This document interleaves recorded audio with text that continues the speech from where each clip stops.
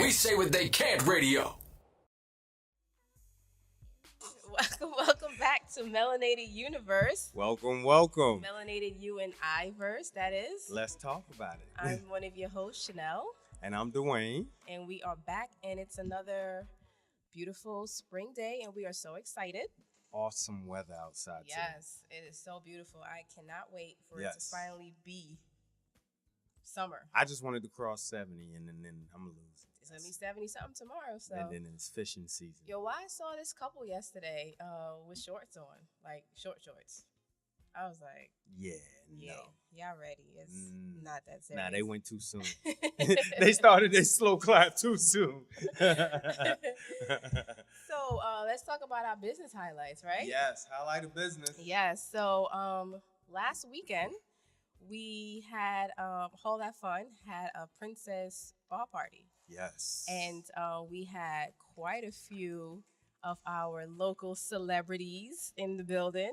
I like to call them local celebrities because it's people that, businesses that we go to often. So to me, they're local celebrities.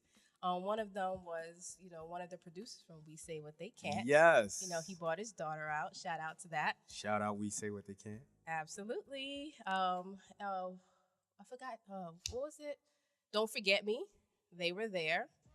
It's a nonprofit organization. They were there as well. We had some sponsors. Mom's Kitchen NYC. Nice. She was there. Did. She had donated these oatmeal coconut cookies. Bodied them. Yes. Okay. She's a Bayesian chef, a Bayesian baker. So I lost my mind. From Barbados, like an older woman, give you like that mom feeling. And I remember when I went to go pick the cookies up from her, she gave me a little something on the side, and it was so good. Oh, I keep talking about her. Oh gosh, what's it? Her banana bread. Her banana bread is so good. Why they not getting on the banana bread? So shout out to No. Hold on. You see what I go through on a daily basis, right? Shout out to her. Right? Okay. That's all right. I'm going to go get my own banana bread. Blame it on the baby. We got hungry on the way home. We got hungry. Shout out to Jay Walker. It's a paparazzi jewelry brand. Yes. She was there, Victoria. What she up, had Victoria? Some amazing stuff. Actually, my jewelry I'm wearing today is by her. She also provided little like bracelets for the girls for their little gift bags, and I thought that was really cute. She was a vendor there, so she was selling her stuff on premises, and that was cool. Shining Star Salons was there. They had set up a table. She has a new book out called, I think, I'm Fearless. It's for, little brown girls out there, so check her out. Who else? A Princess Like Me, New York City. They provided some of the princess entertainment that we had there. Oh, gosh. It's so many Siobhan people. From Heels and High Places. Heels and High Places. Yes. She was a big help. She always comes through and supports me in anything that I'm doing. Consistent supporter. Yes. Gosh, who else? If you go to haulthatfun.com, we have a list of all the people that either sponsored, donated, helped out. I cannot think of everybody right now. It was so many people, but definitely shout out to our strong community. You guys are awesome. And if you guys want that list, you can just follow us on IG at Haul That Fun. Yes. And once you follow, you'll see we have everyone tagged on there. Mom's Kitchen NYC. That's MUMS Kitchen NYC. And we got the caramel coconut. Yes, caramel coconut. How could I forget her? She makes these beautiful fans for the kids. Like those Chinese fans, like those ornaments. Yeah. Like the accordion. Yeah, she had those, and she gave them little sample lotions. I think it was warm vanilla shea butter. I think it is. It smells really good. I think it has some on my hands right now, actually. And string thing. String Thing Studios. That's a tongue twister. Yes. Shout out to her. She has a craft store where they do like a lot of knitting for men, believe it or not. They have workshops for women, for kids.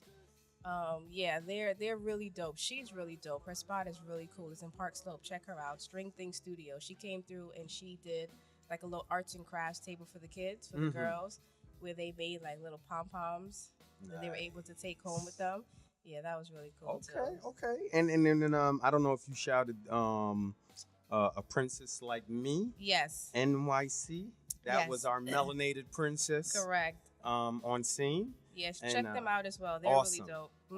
Awesome. They were able to, what I loved about it is that their image shows our community that, you know, princesses do look like us. It doesn't necessarily have to be, you know, blonde hair, blue eyes, you know, red hair, you know, whatever. Like, you know, we can be princesses too. We are princesses because we come from a royal background. So. And of course, the location, you know, Kitty Science Center. Yes. That is Kitty Science on IG. Shout out to Carmen. Yes. My high school classmate. Yeah, shout out to Carmen for allowing us to use the space. Yes. You know, any of my events that I host there, she's great. You know, she has her own programs there. You know, you guys definitely should check her out as well too. And finally, we have Nicholas Cameron Byers. Yes, that was our photographer. Can't forget him. And that's NicholasCameronByers. I'm not spelling it twice. Follow us on All That Fun on IG, and you'll see the list of all of our sponsors and donors. But without him capturing our magical moments, it would not have been possible. Yes. Yeah, so yeah, shout out to everybody. Shout out to the parents, and definitely shout out to all our little princesses who came dressed in their princess outfits. They looked so cute. If you go to our Facebook page, allthatfun.com, I posted all the pictures up there. They looked so adorable. And shout out to one of our All That Fun youngest helpers, employees, whatever. It was a little girl, well, a young lady.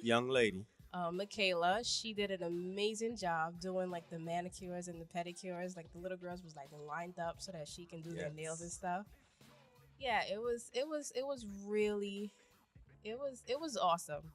I loved every moment of it. Now, you know, my wife is being a little modest, right? But this was her first spa princess party, and I've told people in my circles that how impressed I was. Aww. Right, I'm very proud. She did an awesome job with the event, putting it together. She was sold out. That was just. I was just looking like, wow, who is this lady? Like, awesome upgrade. Oh, wait, upgrade to what? From what? To who you were a year ago. We okay. both better people, Okay. baby. You kind of hostile. I'm going to blame it on the hormones because she ain't going to keep punking me on camera, you hear? But yeah, it was an amazing event. You know, I love that we were able to, you know, provide that to the community. And, you know, we definitely look forward to doing more events, you know, such as that. Yes. So, yeah, we do have a lot of big things coming in the near future. We won't announce them just yet. You know, we're still finalizing some things. Yes. But we have a lot of exciting things coming that we would love to share with you guys. Very exciting. Very, very soon. Yes.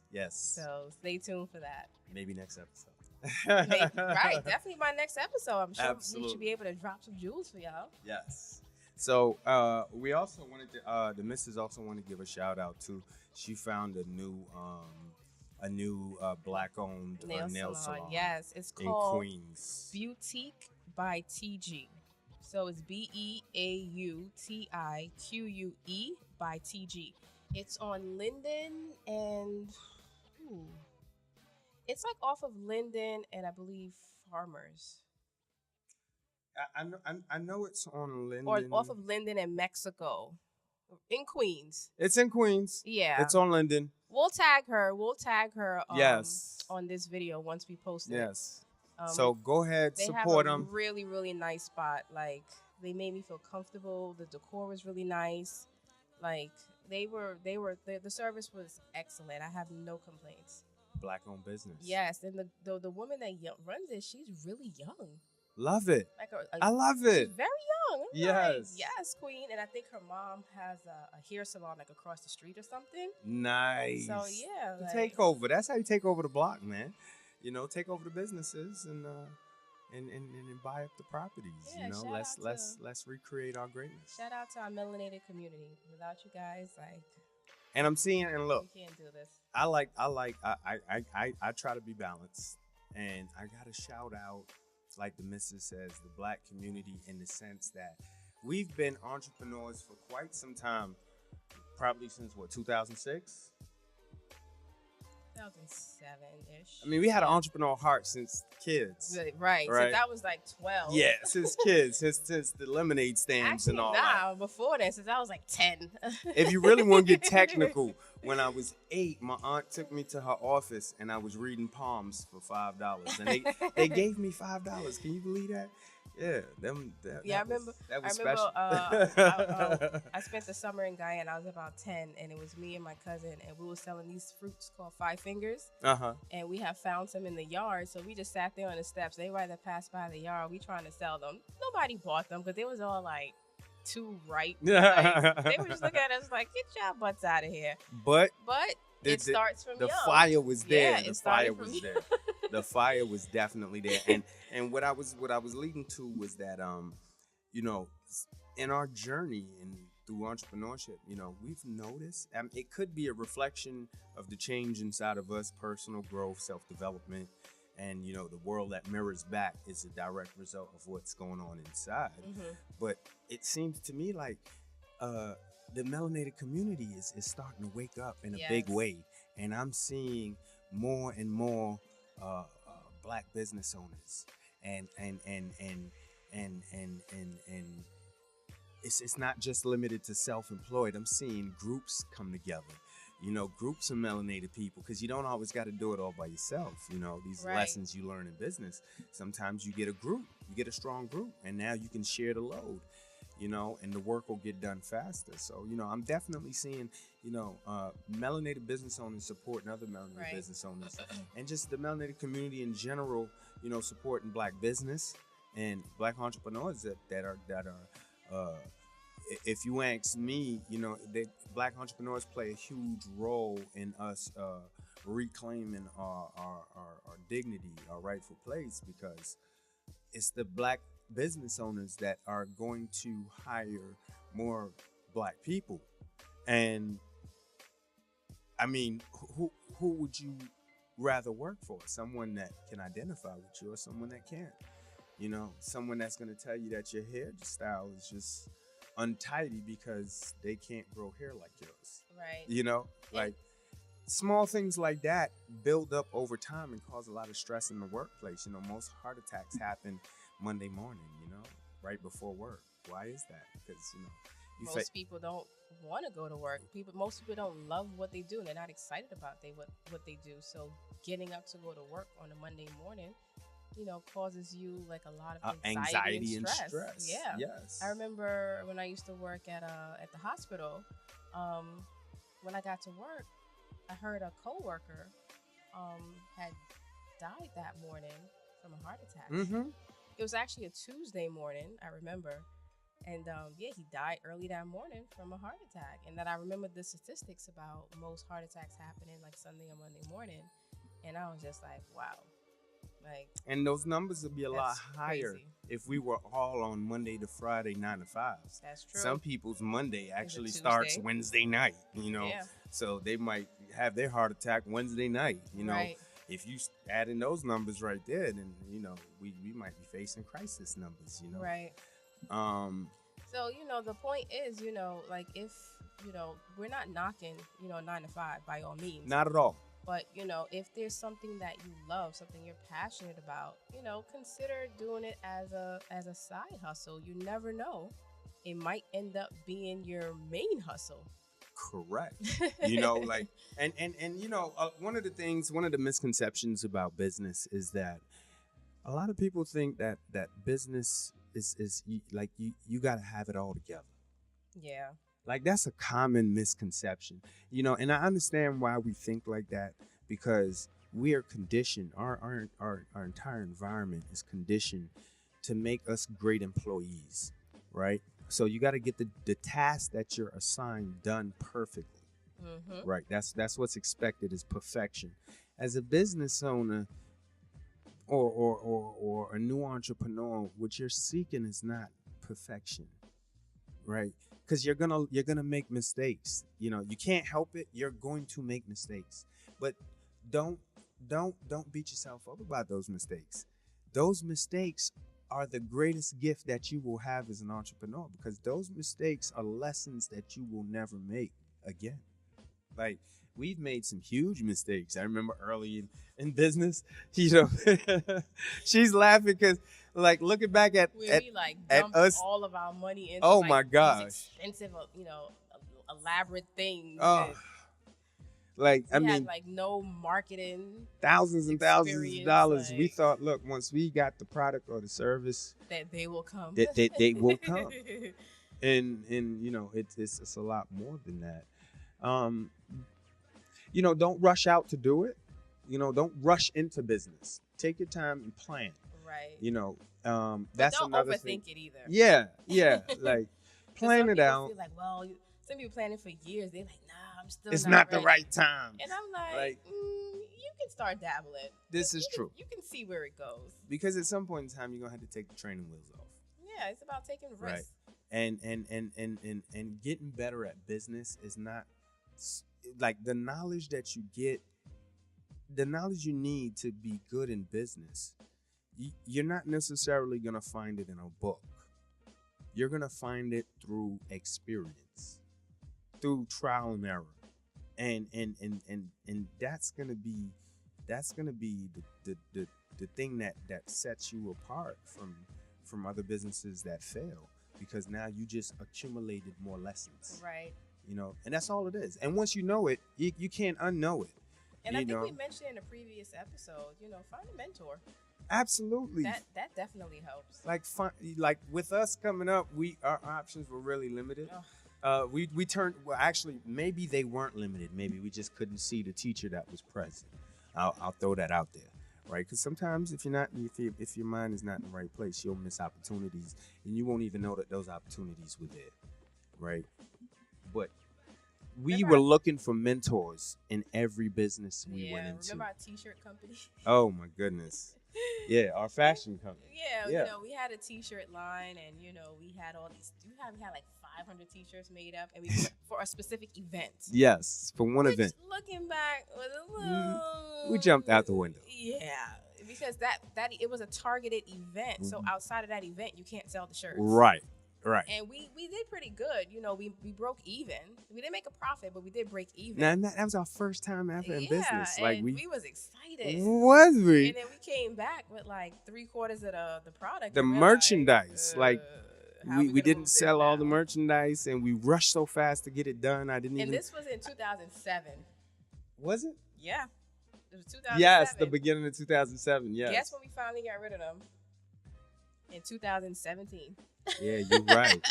You're right.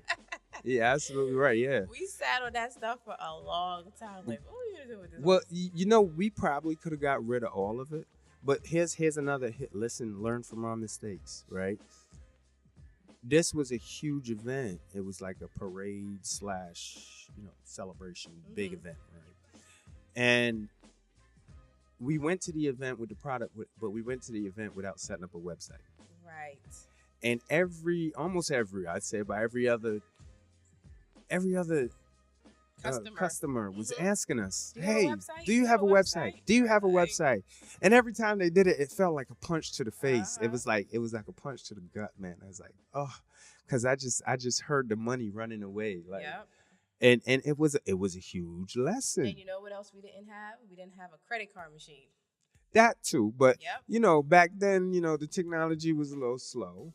But at least if we'd have had the website, they could have went to the website and still used their credit cards to order stuff. That's true. But and then see, look how backwards we were. Then I went home and I was like, oh man, we need a website. So then I built the website. Yeah. And then I tried to sell off that merchandise, but it was hard because the momentum was gone. Yes. We lost it. Yes.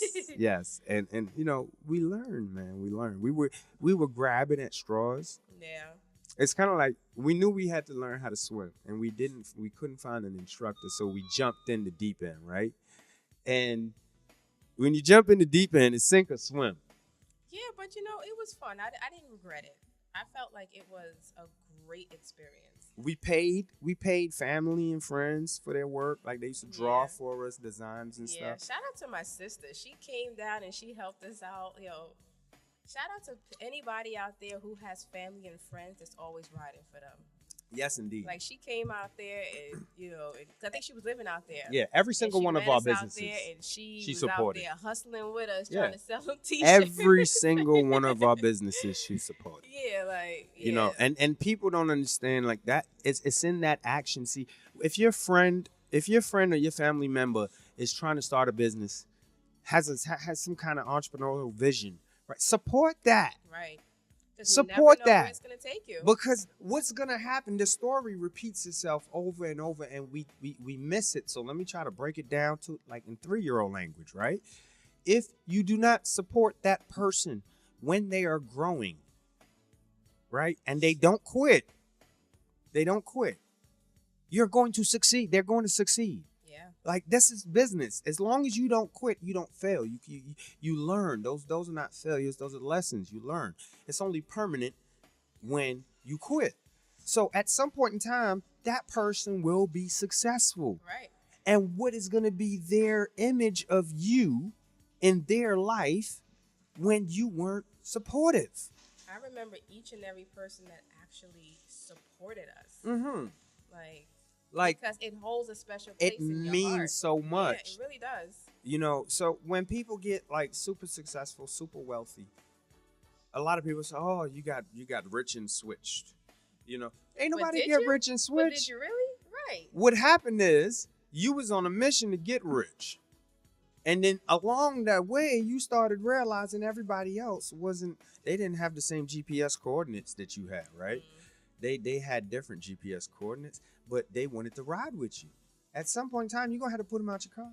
Right. I feel like not everybody believes in your vision until everybody else believes in your vision. Right. And then at that point, it's too late. Yeah. It's a trust thing. Yeah. You understand? Like, you got to earn that trust. You got to now put I'm in. Gonna think that you only with me because I'm successful. Right. So now I don't trust you. So exactly. I mean, since we started in business, we have gotten way more support from people we just met in business than the people in our families. Circle. Our family started, and friends and families in a circle started supporting. Like the majority of them started supporting after they saw other people support. Right. And it shouldn't be that way because it's so hard for us to grow. Now, what's so crazy about it when you think about it, right, sweetheart? You're aspiring to be a business owner. Mm-hmm. If you don't quit, at some point in time, you're going to be successful. Right. You're going to be able to hire people. Yeah. You're going to be able to put people in management and supervisory positions within your organization and then some lower level positions, right? People won't get excited about that opportunity. Yeah. But you'll get excited because I got a $20 an hour job. You'll get excited because I just, and I'm not knocking nobody with a degree. You'll get excited because I just graduated after 2, 4, 6, 8 years with a degree, right? You'll get excited for that. But when the person gets the degree, what are they going out to go search for? A job, right? So who's going to give them that? A business owner. Right. It's going to be the one they have to go to use that degree. So why not support your own developing business owners, people? I think a lot of people are afraid to support business owners because it's like a gamble. In the beginning, it's not a sure thing. And most people, they look for security, quote unquote. They look for that sure thing. And they know in their mind, they're like, well, I know I'm guaranteed to get a paycheck at the end of this work week until they fire me. But that may or may not happen. But with a business owner, it may not be guaranteed that every time you go out, you're gonna make money. So people look at what you're doing as, oh, they're just doing that thing. Or they'll see you later on, oh, you still doing that thing?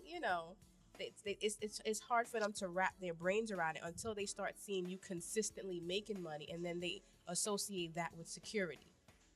Oh, he's consistently making money now? Okay, it got to be secure then. So now I can follow you. Now I believe in you. It's a twisted way of thinking. I'm being an for those who don't know, I'm an Army combat vet, right? And I'm gonna tell you something about security, right? The most secure place on the planet is probably a prison. I want that to just sink in for a second. The most secure place on the planet is probably a prison. Why we keep running towards security and safety? Why do we need someone to keep us safe? Do you understand that you trade your freedom for that provided security and safety? You can't be given security and safety. You got to fight for it. You got to work for it, right? That's the only way it's real, because it's not really real if somebody else is providing it for you, because they can take it away from you. That's true. If you ain't providing it and building it for yourself, it's not security. It belongs to somebody else. Speaking of security, on the way here, we were just, kind of like throwing out ideas of what we're going to talk about today. And one of the things we remembered was when in security was all of the business opportunities or hustles that we had. And remember you talked about vending. And yeah. At one point, we thought that was security. Okay, so let me tell you what you're talking about, right? At one point, I was a security supervisor, right? I'm not gonna name the place, but it's the security in the city, corporate security, and and part of my job as a supervisor, sometimes on a Saturday I would have to come in and cover some work if I couldn't find nobody to get the coverage, right? Mm-hmm. Yeah, so there goes my family time, right? So I came in on a Saturday, and I remember I was walking around the building. You're supposed to walk around, and if you see any of the vendors, you look to see if they, you can't chase them away. You got to see if they got the right thing to be there and stuff like that. Permit or something, yeah. So I went over to this one guy, and I'll never forget it. It was almost 10. It was somewhere between 9 and 10 in the morning. And I saw him there, and I went over and I talked to him, Melanated brother. And then I found out that he was an Army vet. So, my limited experience, I thought that vendors were struggling people, like financially, because they outside and they just kind of look kind of like they struggling. Right. So I didn't know. That just shows you my ignorance, right? So imagine, I thought I was doing better than him because I was a site supervisor. They go to title. We like titles, right? How much were you making an hour? $18 an hour. I thought I was brawling. We was doing it. We thought we was doing it. $18 an hour. Yep. Yeah. All right. And I'm thinking like maybe I can help him out. I tell him how to go get his security license or whatever. Right. So the guy showed me. He was like, "Yeah, I do this for myself." And I was like, "Okay, that's great, but like, wow, like why not like come do security? I could get you in, right?" And he laughed. He laughed right in my face. The dude, and it's how he laughed that kind of like, it's how he laughed that hit me hard. It humbled me. That's cute. Right. He gave me that it's cute laugh, right? So I was like, wait. He was like, "Yeah, I used to work upstairs." Now I said, "There's a lot of businesses, a lot of firms upstairs." "What upstairs?" "Oh yeah, I used to work in finance upstairs." So I'm thinking, oh man, you must have gotten some big trouble. You got kicked out of finance. He showed me $200, babe. Right? And he understood my ignorance. He didn't hold it against me. He said, "Look, come back in like 2 hours and we're going to have a conversation." So I'm like, all right. Went inside, doing my little site supervisor thing, checking up, make sure the guards doing what they're supposed to do. Top flight security, right? Mm-hmm. Come back outside 2 hours later. He showed me like $1,300, right? He showed me more than I made in 2 weeks. with my $18 an hour. And he was outside for 2 hours, right? So I was like, wait, so all that's yours? Right? Because, like, I lost all my street sense because, you don't ask questions like that. But I had to know, like, was it yours? And he was like, yeah, that's mine. He's like, why are you still doing security? I was like, so how can I do that? So he told me, he gave the information for free. I had to go downtown and get this paperwork turned in. Long story short, I got my license. Man, within 2 months, I was not doing security supervisor no more. I chucked deuces and I left. Because I went out and I started making, at the time, it was like, anywhere between $100 to $150 a day. Which was way better than I was doing in security. Right. You know what I mean? And I had the freedom to just be on. I had no boss. All I had to do was sit there and collect the money. And, because I'm a rider, sometimes I used to come out there. We used to sell sunglasses. Cell phone cases. And accessories. Hats and gloves. Chargers. In some area, we went to Forest Hills one time. We set up. We was killing it. Yo, we killed it. And then some haters came and chased us away. And then we found out that particular street we was on, they had a special zone ordinance that we couldn't be there. Now, I had a citywide vendor's permit, which everybody don't get that one. You know what I mean? The disabled vets get that one. So, citywide, I go anywhere. But I went there and they scared us. And I know why, because it was high money, man. We was... And I say all that to say, there are But we ride together. There's lots of side hustles out there. Listen, if you're trying to make extra streams of income, you can do it. Yes. And it's a lot easier if you're a veteran. Yeah. It's a lot easier to get the permit. Like you can. So what a lot of those vendors out there do, they network with vendors. Right. With veterans, right? Well, yeah, because see, what most people don't understand with those vendors, right? Most of them don't own the merchandise. Right.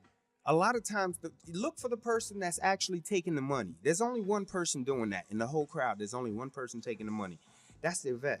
And your vet has a badge. He has an ID carrier right here, and that's where his license is at. Mm-hmm. He's the only one that can legally touch the money. Believe me, I've been places before where I was working for somebody else out there selling their merchandise because they need to hire us to sell the merchandise. They can't do it. They don't have the license.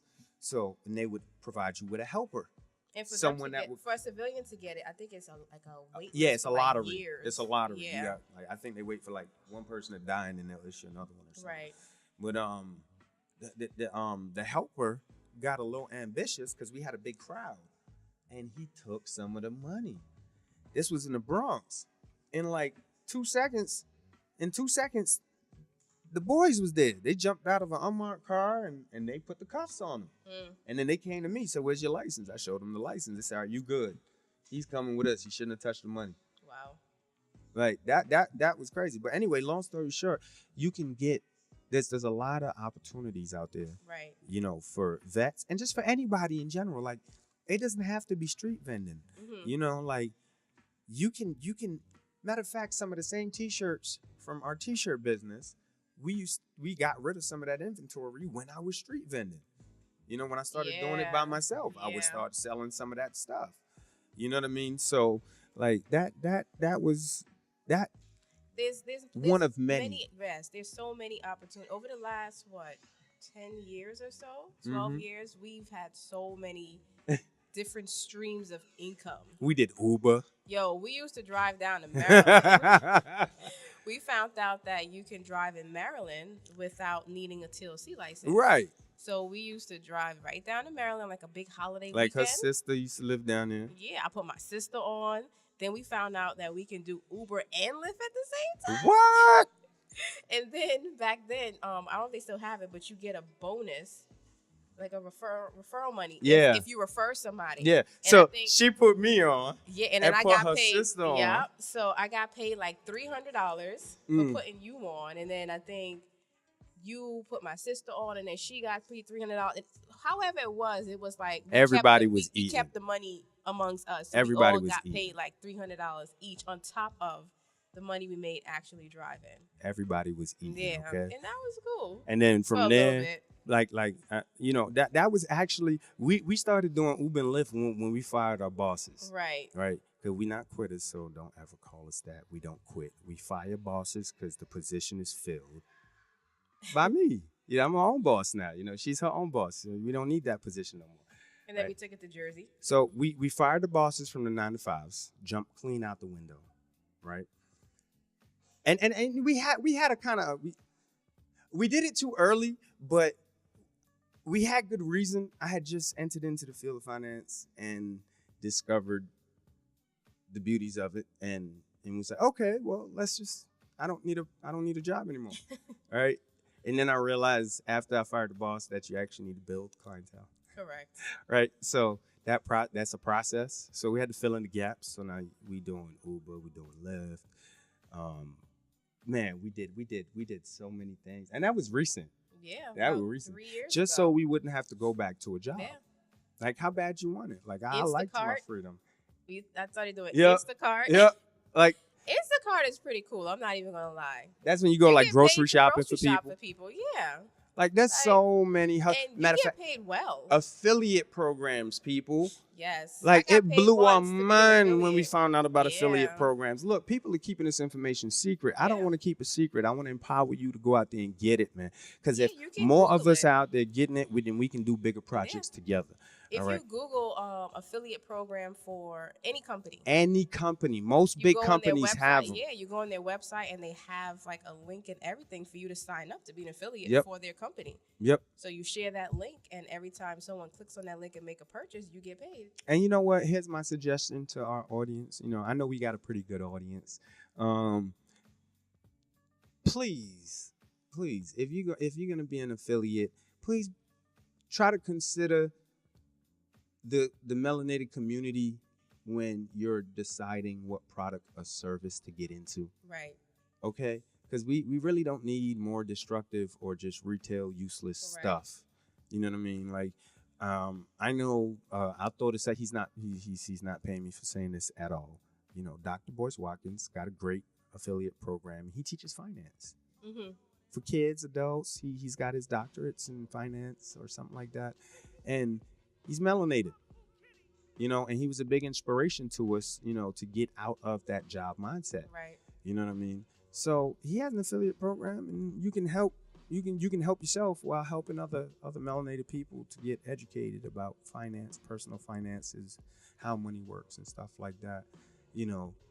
How investing works. Like, he has tons of different stuff. And like I said, he's not paying me for that. But I'm just saying, like, there's options. There's so many options out there. And also, too, you can create an affiliate program. Correct. Like, you can reach out to your local melanated entrepreneurs and say, hey, I want to promote your business. There you go. Would you be able to give me a percentage of, whatever sale, I can bring to you? Think outside the box, people. That's an affiliate program. What does every business want more than anything? More eyeballs, more customers. More customers. Yeah. So if you walk into a business owner and you say, "Hey, look, I'm great at getting the word out." Right. I would like, if you don't have an affiliate program, I would like to create one for you. Right, yeah. If you think it's a great product or Right. a great service, then jump in there. Yeah, what if that person can bring you like 10 new clients? And look, and you just pay them a little bit from each client or whatever. Like, Now- what did that cost you? now an affiliate program, they may give you something like 10%, 15% Yeah. of whatever the product costs. Right. But some of these products may cost $200-$300. Correct. So you making Adds up. and what is it? You're posting it on your social media, and Yeah. if people click on it, then and they find it interesting and they use it, they buy it, then you get a percentage of that. Yeah. But that's passive income. That's how you look at it. You don't have to actively really, after you set it up, you don't have to work. Yeah. And it's a great way to help promote that business in the community, as well as provide income Yes. for the people in that community. And also in reverse to my entrepreneurs and business owners. If you do not have an affiliate program, consider creating one, Yeah. right? Because it helps you and it also allows you to help other people. Whatever your product or service you're putting it out there for, your affiliate program, give up 10%. Yeah. Give up 10%. And Like, if your product costs more than that, if your you can product be a is- little bit more generous. Let's, for instance, say your product is $300. That's $200 a month. 10%, $20. What is that? But you got a new repeating client. You only had to pay for that commission one time. Right. Right? But now you got people out there that are motivated to go out there and just spread the word for your business. Just so that they can get that 20%. Because, see, in their mind, they thinking something different. They thinking, all right, all I need is 10 people, and that's $200 I just made. And I didn't have to provide the service or the product. And all I did was refer people. Them about it. Refer people. Yeah. And I'm helping this black business by doing it. It's a win-win. Right? Consider these things. This is free game, free information. You know, we want to see melanated people grow. You know, we want to see you. We want to see more melanated people stepping outside of the employee box in the cash flow quadrant. I don't know if you guys are familiar with that, but Robert Kiyosaki, the author of Rich Dad Poor Dad, he talks about the cash flow quadrant, and you know, these are like tiers. It's four boxes. You know, picture a box divided into 4 boxes, and it's tiers of ways you can earn money. Right. You know, and the first box is the employee. You know, the employee trades time for money. You know, they have a set schedule. Their income is limited to however many hours they can trade legally for time. I mean, for money, right? So, and they also don't have a lot of time because they trade their time for money. So they don't have enough money and they don't have enough time. Right? Their money's limited and they don't have enough time. That's 2 negatives, right? But most of our people are in that box. Now, I don't, like the missus says, I'm not knocking anyone that's in that box. Right. But here's don't limit yourself to just being in that box. You don't have to limit yourself. Correct. You can take a step out and try to develop something that you love, right? And the next box after that is self-employed. Well, who's a self-employed person? You know, when people think self-employed, they got a very narrow-minded view of who's self-employed. Did you know a doctor's self-employed? A lawyer. Did you know a lawyer's self-employed? If they don't service clients, the money stops. Yeah, most accountants. They cannot pass on their certification or license to someone else to do what they do. So it stops. They're self-employed. You know what I mean? And self-employed, they got the ability to make more money. They can design their own schedule. However, they are still limited, because if you ever looked at those self-employed people, do they work harder or less than probably employees? If you think about the owner of a restaurant, you know, a small restaurant, mom and pop's restaurant, he's there more hours than people work at a job. That's true.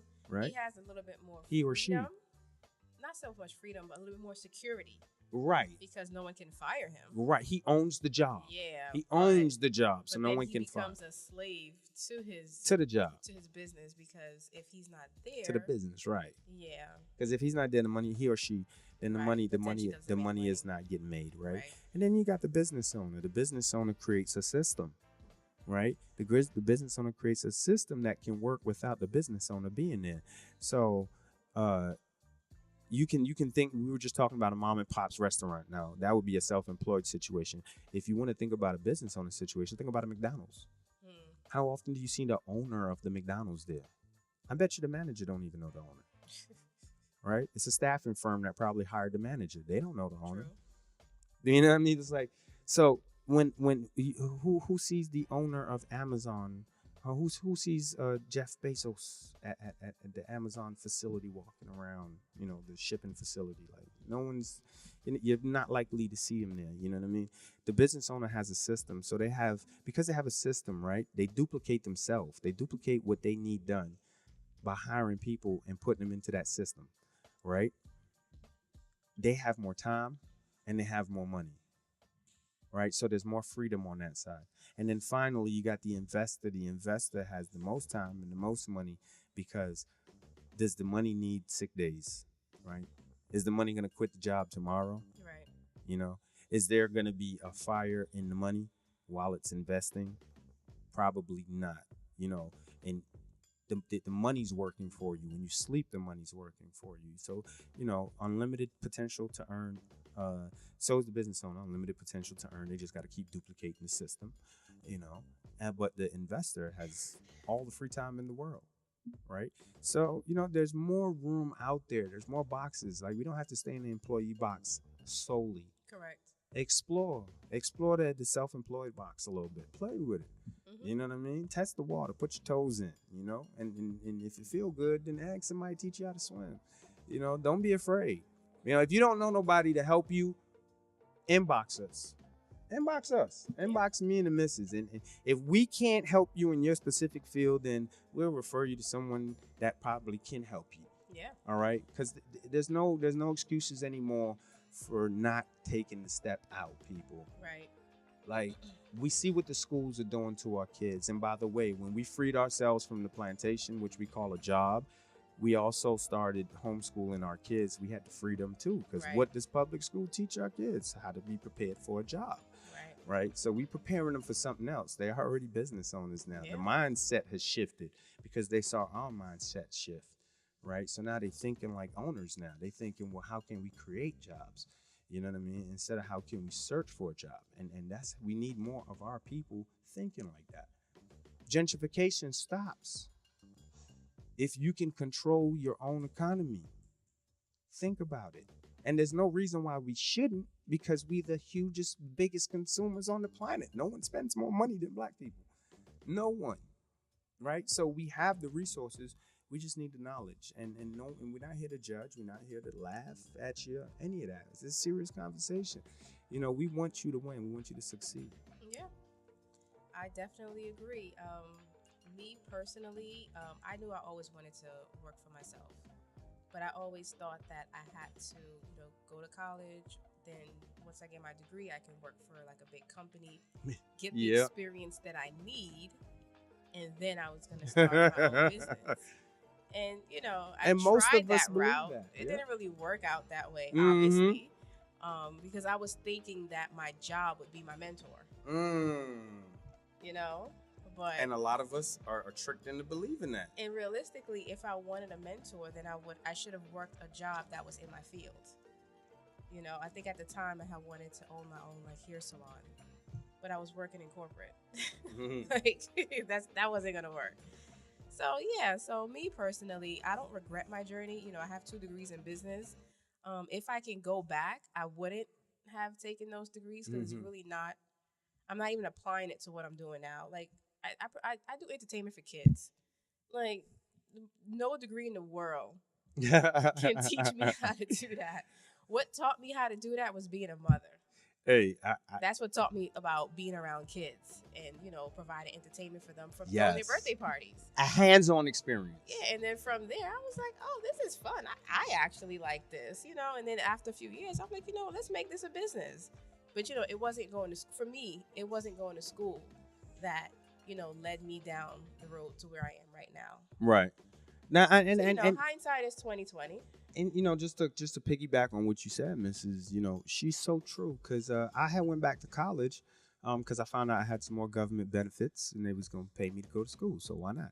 So I went back to school, and one of my classes was a business class. I don't know if I told the story on here before. I don't remember, no. But one of my classes was a business class, and there's this professor, and I go, and this is like recently, right? So I go in there, and I'm curious to hear what the business professor is going to teach. And he leads with his experience. I have taught business, and he listed off a couple countries in Europe, and he told us he spoke 5 languages, and I'm still waiting to hear what I need to hear, right? But he was finished, right? So I said, I put my hand up and called okay, so Professor, I'm not trying to be rude. I really am not. I just honestly need to know, have you ever owned a business? $1 million question. What do you think he said to me? Hell no. No, I never owned a business. My passion is teaching. Well, you need to be teaching, not teaching business. You're not qualified. Because the lessons that they teach you in college teach you how to help run someone's business. Yeah. All right? That is like going to school to learn mechanic work, hoping that when you come out, you're going to be a professional race car driver. It never works. They're not going to teach you what they need to teach you to run a business. That's not what you're there for. You're there to do a specific function. When I was in college, one of my business classes that I took, I remember, you're right, it always taught me about corporate business and how to balance their books, Right. how to do marketing for Big like a business. company, Right. things like How to that. But work it doesn't for teach someone you. else's business. It never teaches you how to start up your own company. Never. How to create an LLC, how to what tax to file under. Correct. What What's the difference between an to employee and a incorporate contractor? under, right, so that you can get the most of your taxes back, your money back. And, You teaching business, you're not teaching they business. don't teach that. Those are things that I learned once I actually started to be an entrepreneur. We need to And I call it a started new working name. in We that teach an world. employee. Stop calling it a business degree. It's an Right. employee degree. That's what it is. You've been trained And to be a everything that great I learned employee. in school, I don't. The only thing that I can say I actually applied was how to write a business plan. Yeah. I applied that, but everything else. And guess what we learned? You can pay somebody to do that. I was just about to say that. So they taught me accountant. Don't ask me anything about accountant. I probably took accountant 1 and 2. I passed it. Don't ask me anything about accounting, but I found a really good accountant. Outstanding. She's awesome. They take American dollars. I am quite comfortable paying her to do my taxes, and I'm good with that. And I focus on whatever else I focus on. Exactly. Like we've been trained that we gotta know everything. You don't. Right.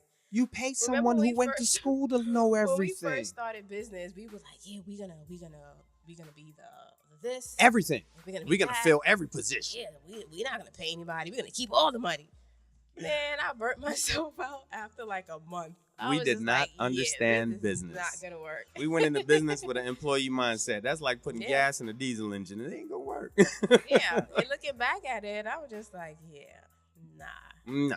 Now I'm very comfortable with, just having other people fill in the Yeah. gaps. Perfect example, my Whole That Fun company. Yes. There's many things I can do myself. Arts and crafts, I can do that myself. Yeah. But guess what? No. I hire another company who specializes in arts and craft, and I have them come in and they provide the arts and craft. And guess what happens when she does that? She gets more of her time back. Correct. And I'm comfortable doing that. And I'm networking with someone else. So it's a win-win. So now, you see, this that business owner category I was telling you about before. Now I get to step back. Where you creating systems that people can go into those slots in those systems, and you don't have to be there all the time. Because where's your freedom if you got to be there all the time? Right? I want my freedom. Yeah. Like right now, as you all know, I'm like 7 months pregnant. They might not know because you're hiding it on the tape. They can see this face getting fat, please. And we have a summer camp program. Yeah. That we're launching this summer, this July, and everyone's like, "Oh my God," because I'm due in June. And that was a conversation today. That was so funny. And everybody asks me that, though. They're like, and we don't get upset. How are you going to run a summer camp? Yeah. I'm like, I'm going to hire employees. Hire counselors. That's what I'm going to do. Like, I'm not trying to be there all summer. It's hot. I'm trying to be out with the family on the beach somewhere. Like, yeah, we're going to hire some employees and they're going to run that summer camp. Like, that's it. And I'm okay with doing that. I'm okay with giving up a piece of my pie to, number one, give back to the community. Because now I'm reaching out to, like, my friends and their friends. And I'm hiring their kids. Yes. Come on now. And that's something that I always wanted to do. It feels so good. Like, I'm hiring their kids. We're hiring our own. Yes. Our own son. I'm so excited about that. But, yeah. So, and that's how I'm going to do it. I'm taking my time back so that I don't have to be there. Correct. And I'll close it out, man. I'll close it out with this. When I was a site supervisor, there was a trading company upstairs. It was called Centurion Holdings, and the CEO at the time was a guy named Joe Grano. He was a military vet, and he was like the most friendly, wealthy guy I had ever met. Like, I never knew a wealthy guy that would just speak to the regular peoples all the time. Like, that was so strange for me. And he was just down to earth. And look, the biggest thing he ever left with me, he said, listen, I would rather own 10% of $100 million company than own 100% of a $10 million company. Now, if you do the math, you still owning $10 million, right? But the difference is, if he owns 10% of a $100 million company, he don't got to be there all the time. But he's still making $10 million. If he owned 100% of a $10 million company, every problem is his problem. Right.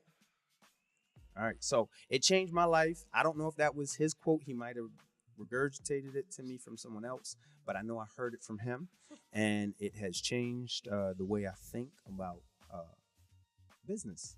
Yeah. Right. And I don't even know if he knew he had that effect on me. You don't have to wear all the hats. Absolutely. That's my takeaway. All right. And on that note, everybody get out there, enjoy this weather. Yes. Show love to someone else melanated. To my melanated men out there, right? I got a challenge for you. The next time that you're around a strange melanated male, you don't know him, you've never come in contact with him before, and you're starting to feel that spider sense that makes you uncomfortable, that's just the programming that they're just trying to kick in, right? Beat the program and say, hey, how you doing, man? What's your name? That's it. And chances are he might look at you a little strange. Sometimes people walk off and like, oh, this dude is weird. You know what I mean? That's okay. But most times they be like, oh, I'm such and such. Like a little hesitation. And I'll be like, oh, all right. Well, I'm feeling a little nervous too. But I'm Dwayne. I don't say that out loud. Because I'm getting over the programming, the white supremacist programming that taught us we supposed to be nervous when we're around unknown black men, right? Mm-hmm. So we got to kill that. We got to kill that thought by taking initiative and just greeting another black man. Even if you don't want to go in all that conversation, peace, black man, and just keep it moving. Change the energy, all right? And support black business. Spend family time. And you got anything, Mrs.? No, get out there and enjoy this weather before it's all gone. Yes. Enjoy. Thank you for watching the Melanated Universe. And we'll see you next time. Absolutely.